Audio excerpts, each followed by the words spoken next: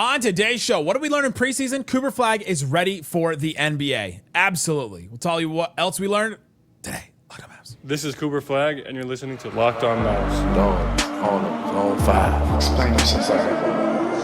All these changes, I still got my dog Dwight Powell. You are Locked On Mavs. Great, your daily Dallas Mavericks podcast.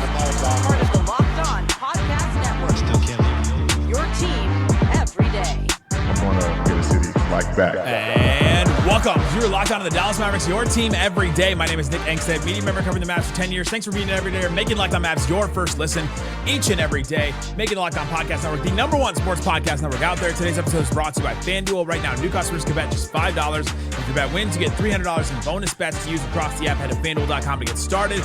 Joining me, as always, my co-host, media member covering the Mavs for 10 years, right alongside me, the preseason prologue, the One More Thing King. What you got for me, Isaac Harris?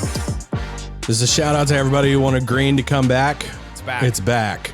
It's back. It's looking good. The retro jerseys are coming back. Hardwood Classics, 45th anniversary of the team. And they're bringing back a court, which I know they've unveiled some courts before in the past and it didn't work out too good. But they got to get this floor down because this Hardwood Classics floor looks absolutely amazing. You love it. You're loving the floor. Oh, yeah. I care more about that than the jerseys. And they're doing it a bunch, right? Aren't they doing like 10, 15 times? A lot. Now, if they were doing this floor with the white, with Mavericks across the front, like the retro Hardwood Classics, I might just sleep in the arena at that point. But it's still good. It's the green jerseys with that floor. It's going to look incredible. Love all the pictures. They did a great job with it.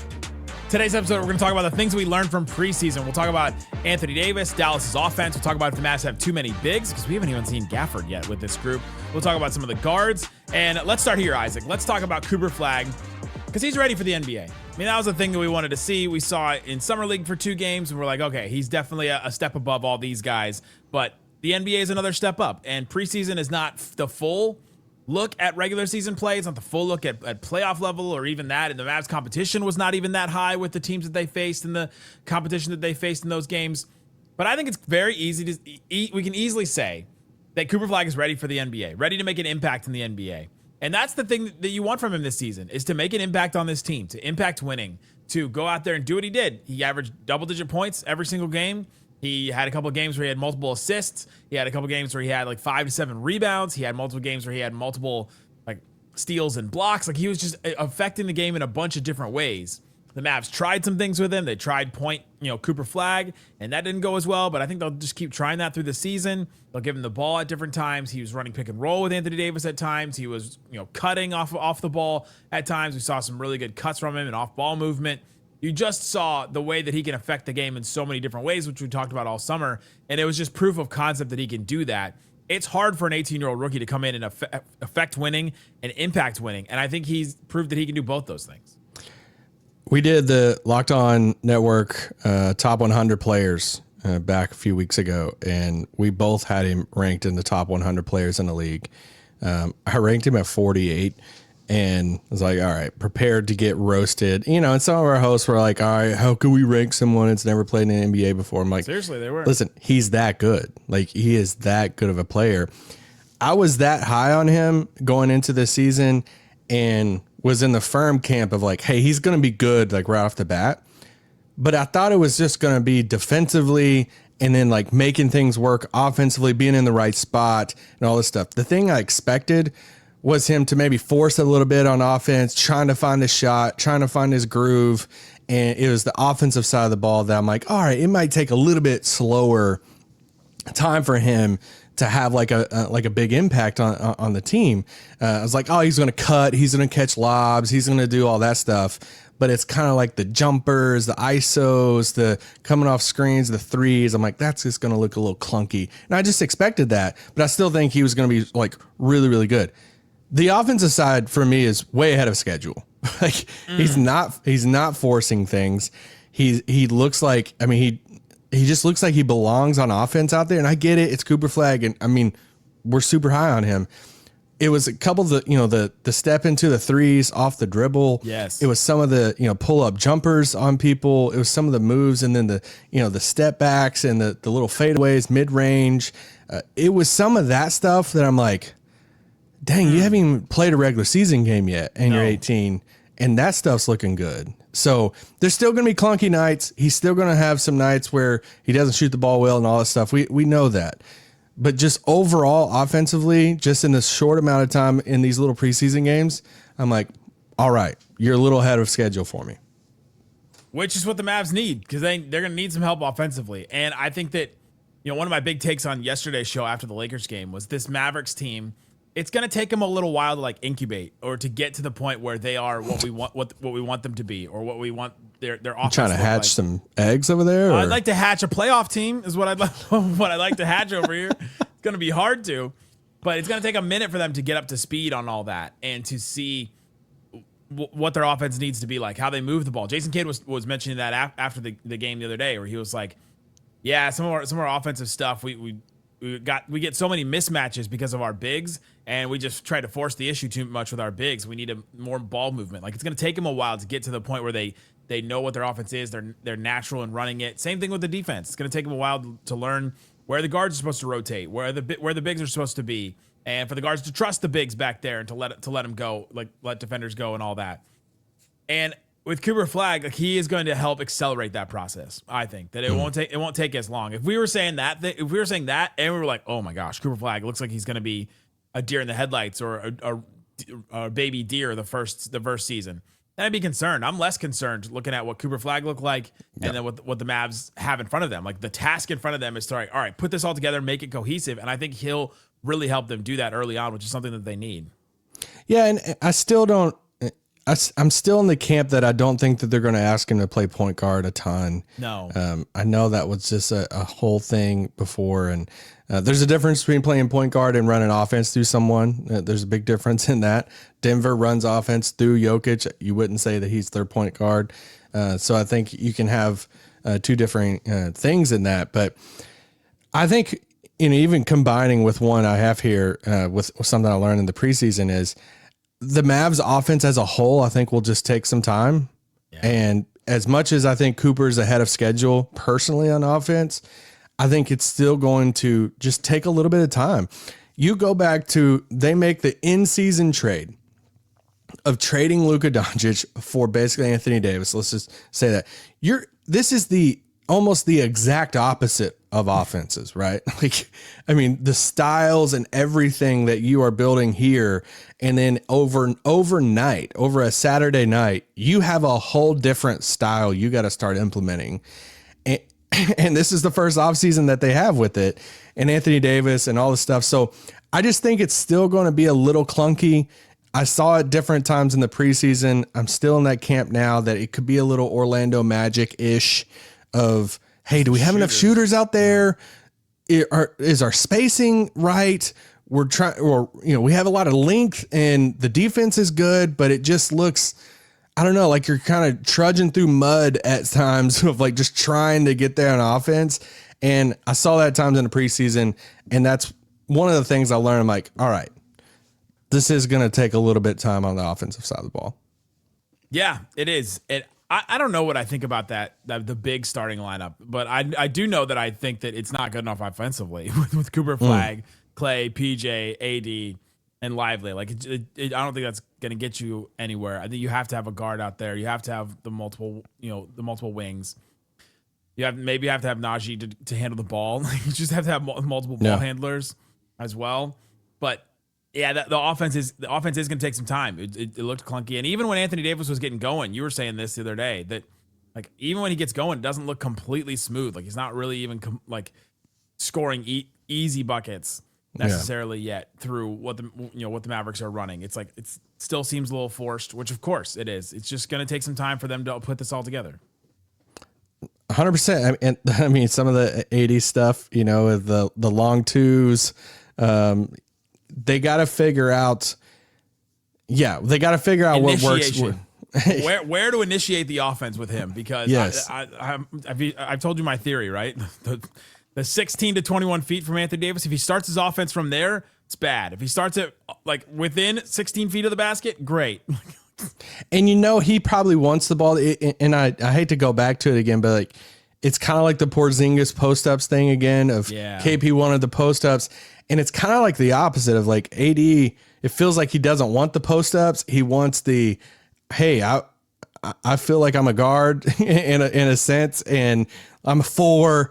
Let me get the ball that 16 to 21 range or on the perimeter and let me go to work. I can do the step back. I can do the 3, the long 2, the mellow 2, all this stuff. And it's like, I think you're most effective the closer you get to the basket. So that battle, I know some of the, like, if you're Lakers fans or whoever it is that's listening, that is listening to this, you're like, welcome to the AD experience. I know this has been a battle for people who've watched his game and stuff. So I'm curious to see how the overall offense, if this is something we're talking about all year, or do they hone in offensively to a more structured thing? Well, it's got to be closer to what the Maverick structure wants. You know, what Jason Kidd was talking about, because he specifically talked about how they tried too hard to exploit those mismatches and they need to move the ball more. And that's like, I mean, it's not calling out Anthony Davis, but it is specifically pointing at him and others and being like, all right. I don't think he's calling out Miles Kelly. So Miles Kelly just shoots it, man. They just give him the ball and he's putting it up. Coming up, do the Mavs have too many bigs? Yes, but we haven't even seen all the bigs yet. Let's talk about that and what else we learned from preseason coming up. Today's episode of Locked On Mavs brought to you by Wayfair. The holidays are going to be here before you even know it, which is exciting. But getting your home ready for guests and celebration can feel like a lot. Or if you're just having somebody special over, you know, you got to have your stuff ready. You got to have the house ready. You got to have everything set. And Wayfair can help you make it look like you live there, actually. I got Wayfair recently. I got some nightstands. I got some chairs. Best thing about it, they deliver it straight to my home. I didn't have to figure out how I was going to get it home and all that. Wayfair makes it easy to personalize your home for the holidays with a huge selection for every style and budget, and with free and easy delivery, even on the big stuff. You can get it delivered straight to you. There's like crazy big stuff on Wayfair that I just want to order one day just to see how they deliver it, because they will. And without the hassle of huge delivery fees, you can go check it out at Wayfair. Get organized, refreshed, and ready for the holidays for way less. Head to wayfair.com. Like, they even have like the outside like awnings things, like the big wood awnings. Like, how are you delivering that? But they Speaking will. Of size, Wayfair, Mavs and Wayfair offering size. Wayfair.com. Wayfair, every style, every home. Shut it down! Let's go home! Thanks for hanging out with us on Locked On Mavs, being part of the show, part of the Raccoon Squad. That's what we call our listeners, listening every day. We appreciate you for checking out the show. Check the QR code for different ways to follow the show. TikTok, Instagram, Twitter. You can follow us, Locked On Mavs, all over the place there. And you can subscribe to the text line. Isaac was doing a Q&A with people today on that, so you can subscribe to that. Click the link in the description or check the QR code for ways to follow on that and help support the show. All right, Isaac, we're talking about things we learned in the preseason. And I kept seeing a bunch of people say that the Mavs have too many bigs. We haven't even seen Gafford yet, and that's already the statement. The Mavs have a lot of size, and it's going to take them a minute to try and figure out how to make that work. That's part of the offensive issue that we were talking about. I think it's also part of the defensive thing. But man, when they get it going, when they get the rebound and push and transition, like you saw a couple of moments in the preseason where it looks special. And I just loved what I saw from Anthony Davis pushing, from Cooper Flagg pushing, from PJ Washington pushing. I don't think you can have too many bigs in that sense, because Lively will run. I'm interested to see how Gafford looks with it. But let's just start there with the transition and how those guys were able to get out and run, because I thought that was a positive from the preseason where you go, ooh, that's where I think this team could be special. So wait, are you saying they have too many bigs or just the right amount?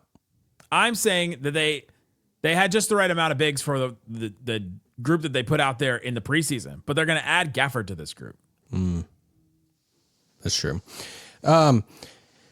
Yeah, I love the transition part. We know they want to get out and run. They want to play a faster offense than what they've been playing the past few years. And, you know, AD, obviously, he likes to do that. D'Angelo Russell said when we talked to him at Media Day, he said, you know, he told us how AD likes to get up and run and stuff. So I hope that continues. I think at some point, sometimes, especially towards the end of games, when people get tired and stuff, you kind of like go back to your bad habits, and that's where we could get some like bad shot selection and all of that. But I love the transition. The offense it will take time, but I'm hopeful for what they're going after. That's my thing. It's just I think they got to figure out, do they have the right pieces to run that type of offense? But I know I'm veering off track. For the bigs, though, yes, I love what I've seen from the bigs in transition.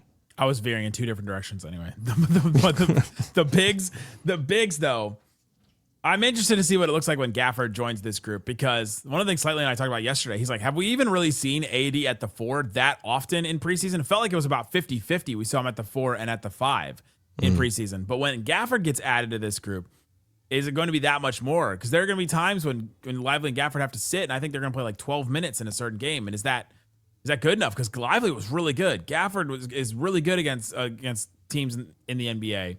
And like, can they afford to sit that level of talent to put Anthony Davis at the 5? Because they're going to have to put Anthony Davis at the 5 because of the offense. It's like, that's the conundrum that I think that they keep running into.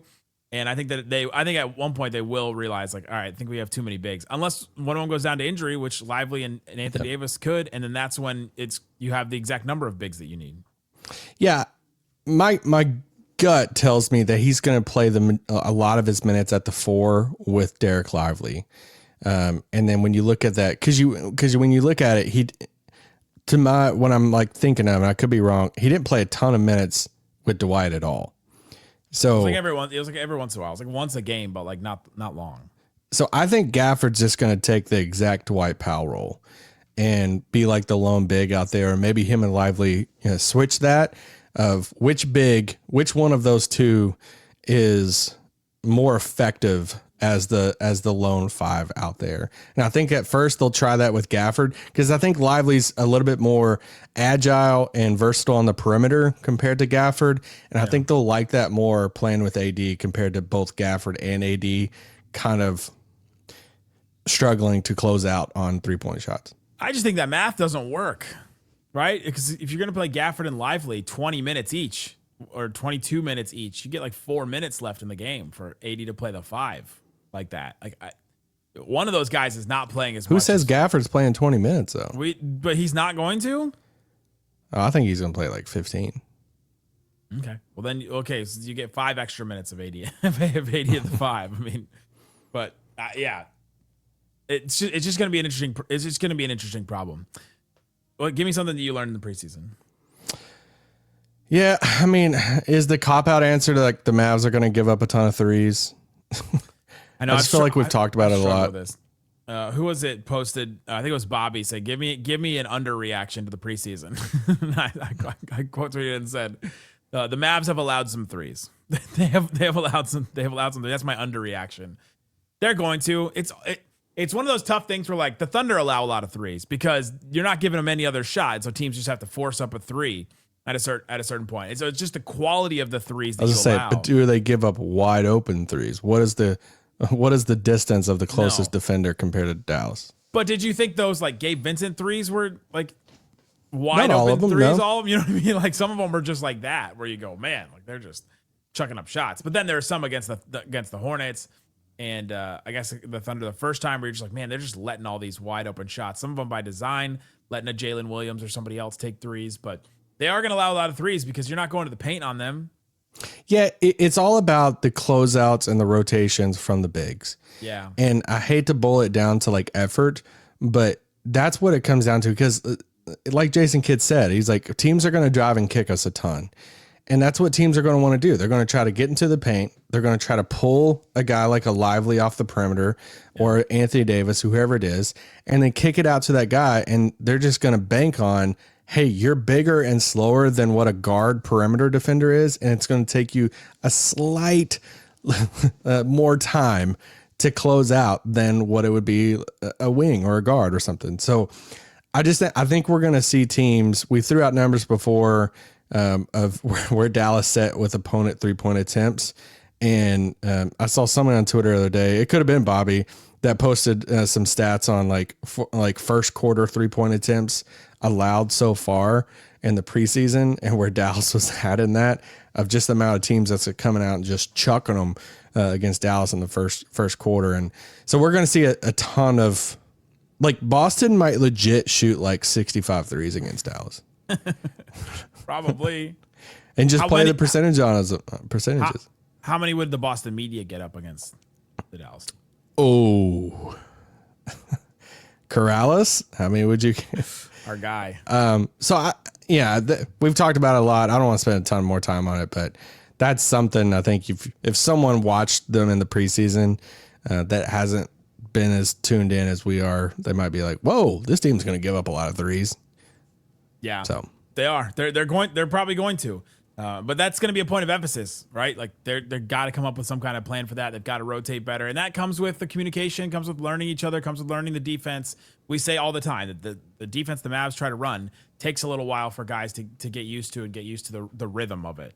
Yeah. And so I think it'll get better. I'm saving one for the third segment that I'm like teetering on. I'm like, did I learn it or did I not? But it's something I want to talk out with you to see how you feel. Coming up, did Isaac learn something? You'll never know.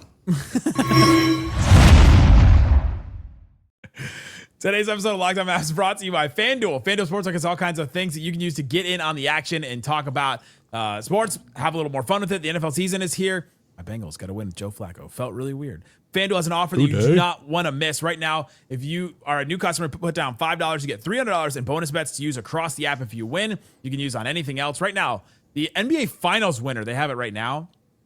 Thunder plus 210, Cavs plus 650, Nuggets plus 700, Knicks plus 1100, all the way down to the Mavericks plus 3500. The teams that have better odds to win the title than the Mavericks, ready for this? The Celtics plus 3000. Wow. The Hawks plus 2700. That's gross. The Hawks, the Magic plus 2000. The Lakers plus 1900, Clippers plus 1800. If you're worried about the Mavs' health, the Clippers is one I would be concerned about too. Go check out that. If you feel real confident in anything, put down $5 on it. If you win, you get $300 in bonus bets to use across the app. So go check it out. What are you waiting for? Visit FanDuel.com to download the FanDuel app today and get started at FanDuel.com. Please gamble responsibly. Shut it down! Let's go home! All right, Isaac, we're talking about things we learned in the preseason. You're not sure if you learned this thing or not, but I'm interested to find out if you did. All right, Ryan Nembhard is playable. This is what I keep on going back and forth because there's a personal side of me that I love his style.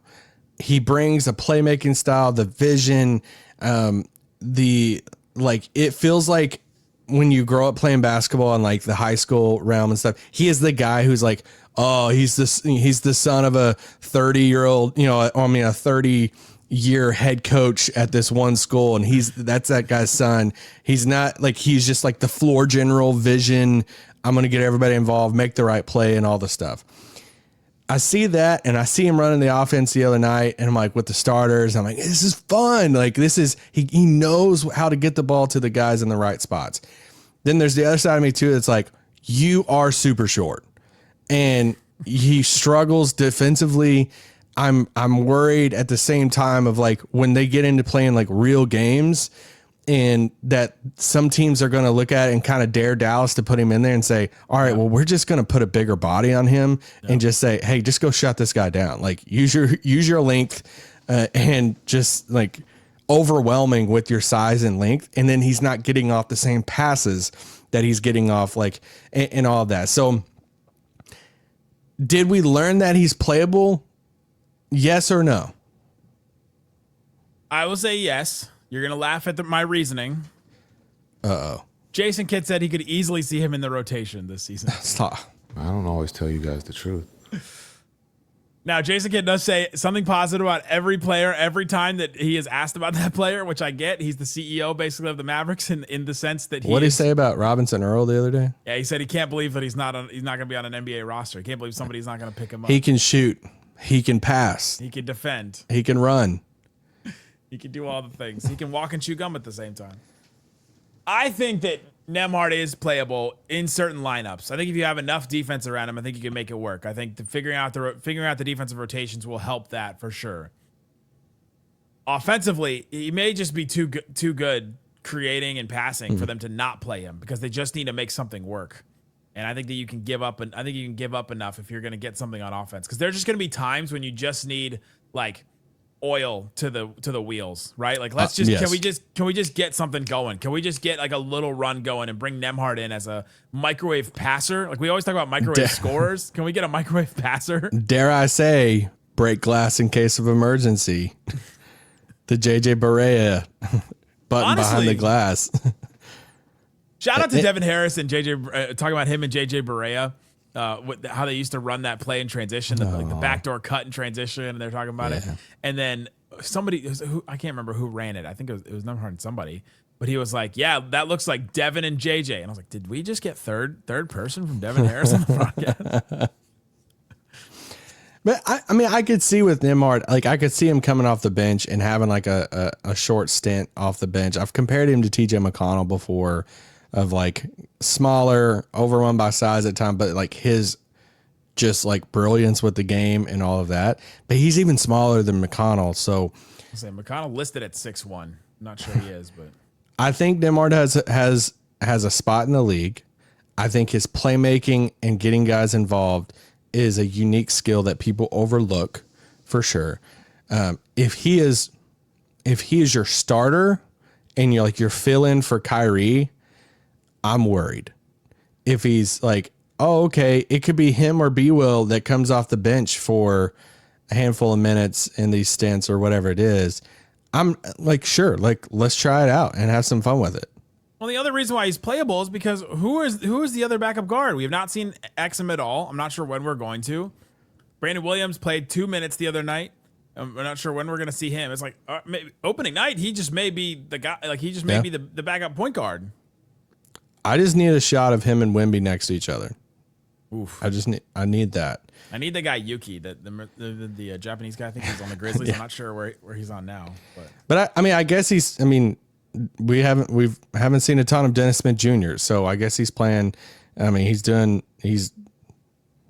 we get any roll over Dennis. So it's like he's on the Bulls now. I just want to say to everybody. Oh, okay. But are you ready to say I was right about Jason Kidd saying that Dennis Smith Jr. looked like an all-star in training camp? Oh, that's great. Just I don't always tell you guys the truth. Our guy. And then he's like barely played him at all. I got one more. Which could be some because of the injury. You got to say the thing, though. I got one more thing. PJ Washington's still really good. Looked so good. I get it's 4 preseason games, but for a guy that it feels like right now who's been relegated to the bench, signs an extension. Now he's as like the 6-man role. But man, if there's anything in a good way, if you're the coaching staff, you're like, crap, man, he's playing so good. Like he's like kind of like shifting, like, do we got to rethink some things? And I just love that. I love him. I love him as a player. He was playing really good basketball last year before he got hurt and just such a key part of the team.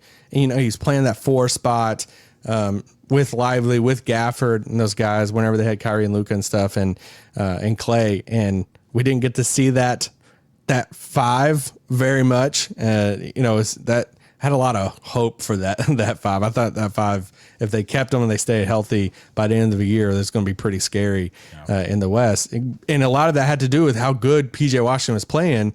And he has the injuries and all this stuff. And then it's like, how's he going to play? His role's weird now this year. He doesn't have this secure starting spot, blah, blah, blah, blah, blah.